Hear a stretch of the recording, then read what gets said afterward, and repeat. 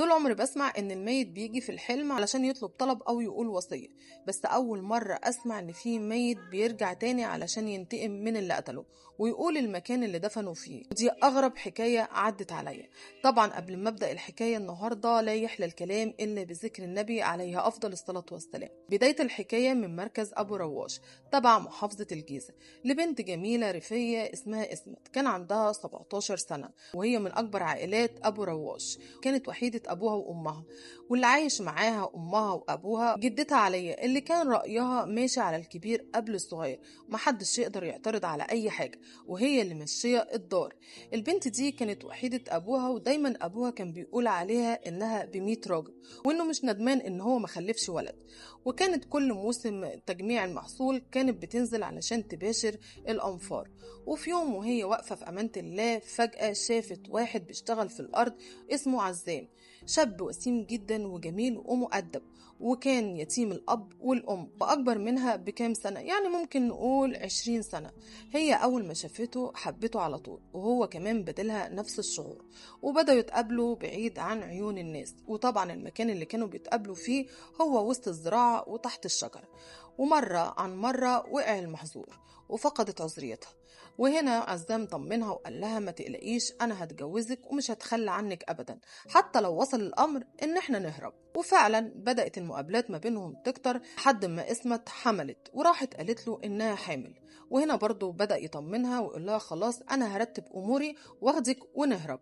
بس للأسف بطنها يوم عن يوم بدأت تبان، والناس بدأت تلاحظ وسألوها، كانت بتقول لهم إنها واكلة أكلة مش كويسة وجالها انتفاخ، بس طبعا كانت هي ميتة في جلدها لحد يعرف الحقيقة أو أهلها يكشفوها، وساعتها محدش هيرحمها. وفي يوم وهي واقفة في الأرض وشايفة العمال ومن ضمنهم حبيبها هو بيجمع المحصول، وهو قاعد فجأة الجرار بيرجع بظهره ويدوس عليه ويموت في الحال. طبعا أول ما شافت كده انهارت وجات لها صدمة عصبية، وحبست نفسها في البيت وبدأت تمنع الأكل والشرب.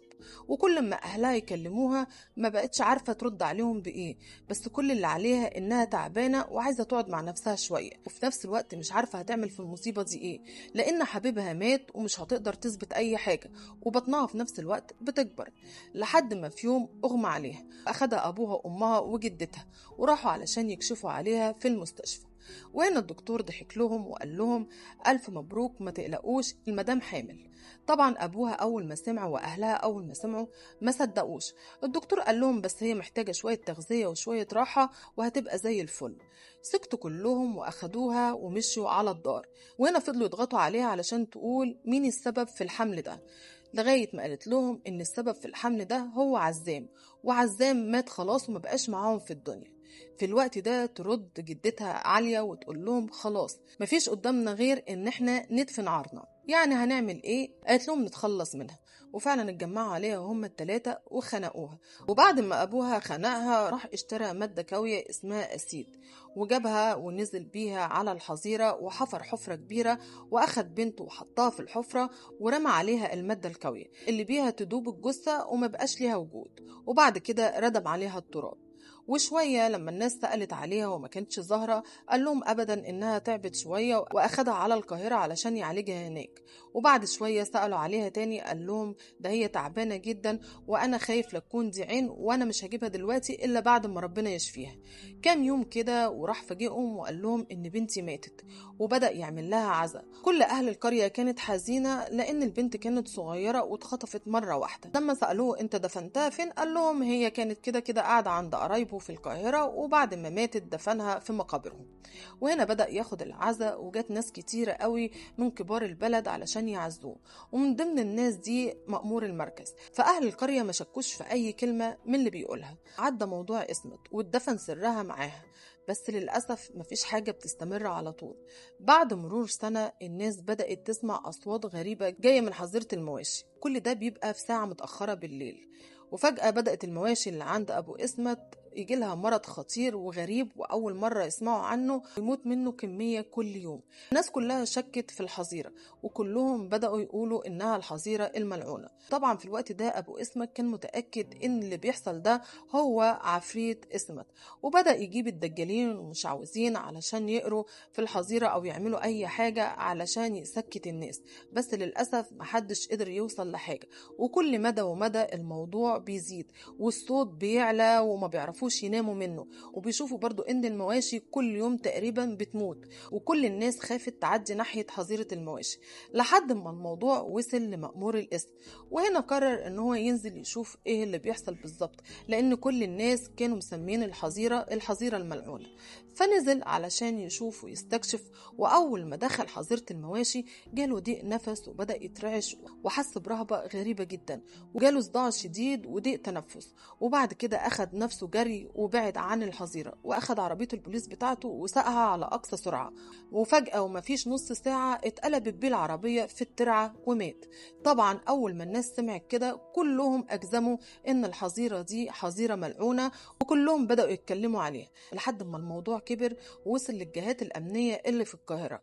وهنا بعتوا ضابط علشان يشوف إيه اللي بيحصل بالظبط هناك في البلد دي، لأن الموضوع كتر والناس كلها ما بقاش ليها سيرة غير المأمور اللي مات بعد نص ساعة من زيارة الحظيرة. ولما جه الضابط علشان يجمع تحرياته ويعرف إيه اللي بيحصل في الحظيرة الملعونة دي، واحد اسمه أنس طالب إن هو يقابله، ودخل عليه بيبص لقى شاب صغير وبيتكلم وهو بيتلعثم في الكلام وكمان بيترعش. فأنا طمنه وقال له اقعد ويقول لي انت عايز ايه بالظبط.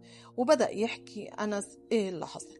قال له انا صاحب عزام اللي مات، وعزام ده مات من سنة، ولد غلبان جدا وكان يتيم الأب والأم، وأنا عارف علاقته بإسمت بنت الراجل صاحب الحظيرة الملعونة، وعرفت إنها حامل منه وكان بيرتب نفسه علشان يهرب هو وهي ويتجوزوا. وبعد كده للأسف القدر ما سعفهمش ومات. وطبعا إسمت بعديه تقريبا بكام يوم جم قالوا لأهل البلد إنها ماتت، وطبعا إسمت ما ماتتش. قال له يعني ايه؟ انا مش فاهم، فهمني اكتر. قال له اسمت يا باشا اتقتلت. قال له انت عرفت منين انها اتقتلت؟ قال له لانها جات لي في الحلم وقالت لي انها اتقتلت وابوها خنقها ودفنها في حظيرة المواشي، وده بسبب ان هو عرف انها حامل. في البداية ما كانش مصدق قوي وحس ان الكلام ده كلام فاضي، بس الولد ساعتها اكد له وقال له طب انت لو مش مصدقني وتقول على الكلام ده فاضي، روح ابعت لابوها وقول له اشتريت لي من سنة 10 جراكن مادة كاوية وهي الاسيد. وطبعا قبل ما تقول لي انت عرفت منين ان هو اشترى المادة دي، هقول لك لاني انا الوحيد انا وابويا اللي شغالين في المادة دي. وهنا اول ما سمع كده بعت لابو اسمت علشان يستجوبه ويشوف الكلام ده صح ولا غلط. واول ما جه يواجهه ويقول له على المادة دي، لقى ابو اسمت انهار وقعد يعيط ويقول له على كل حاجة. قال له ان هو اللي قتل بنته عشان يدفن سرها معاها وما تجيبلهوش العار. وساعتها أكد على الضابط وقال له أنا عارف ومتأكد إن السبب في الحاجات اللي بتحصل دي وسبب الأصوات وكل اللي بيحصل ده هو بنتي، ومن أول يوم عرفت ده عرفت إن بنتي راجعة علشان تنتقم. وهنا الضابط قبض على أبوها وقبض على جدتها وقبض على أمها وتحالوا لمحكمة الجنايات اللي حكمت بإعدامهم هم التلاتة. بعد ما اتحكم عليهم بالإعدام، الحظيرة ما بقاش يجي منها أي أصوات ولا في أي حاجة جاية منها، والدنيا ماشية طبيعي جدا. فالناس اتأكدت إن اسمت رجعت علشان تنتقم وتاخد حقها من أبوها وجدتها وأمها بإنها تقول الحقيقة وتكشف سرهم. وبعد كده النيابة أمرت بنقل اسمت اللي كانت عبارة عن شوية عظم متفحمين. دي من أغرب الحكايات اللي عدت علي، اللي بتثبت مقولة إن مفيش جريمة كاملة ومهما عدت السنين مصيرها هتتكشف. ودي كانت حكايتنا، خليكم معايا في حكاية جديدة من حكاوي هناء، والسلام عليكم ورحمة الله وبركاته.